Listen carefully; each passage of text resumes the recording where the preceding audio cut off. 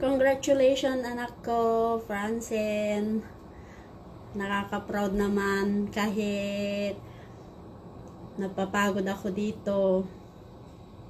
May gamot naman yung pagsasakripisyo ko. Kaya sana keep it up.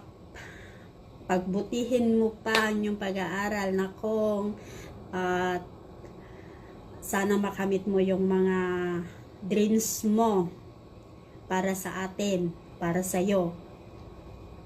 Gagawin ko ang lahat para lang maibigay yung mga pangarap ninyo ng kapatid mo. Kahit nahihirapan ako dito, laban lang ako.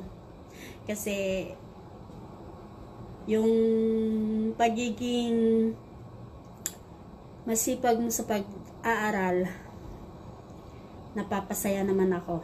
Kaya congratulations na